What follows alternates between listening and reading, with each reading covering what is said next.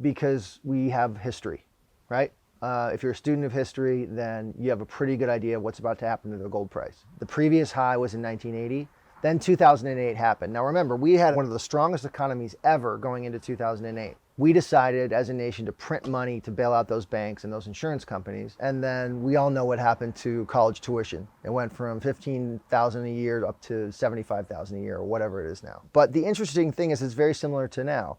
Gold, 4 months into that crisis, was at about $850, technically an all-time high in gold. So should you have bought it then? Yeah, it went up 125% from there. Gold doesn't change in value. It's just a measure of the value of the currency that it's stored in. If you run the printing press and you devalue our currency, the gold price goes up as a result. If you go and look at a chart of the gold price versus the dollar, it's really like a mirror image of each other. Gold being at an all-time high doesn't really matter. I mean, the thing that is most important is that this time around, we started at about 1750 when the crisis hit.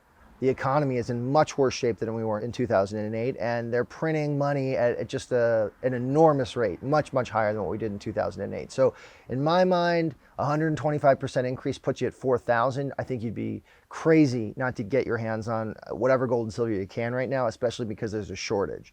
Premiums are going up. It's harder and harder for us to find the products that our clients want. So if you do want to get involved, we suggest that you give us a call as soon as possible.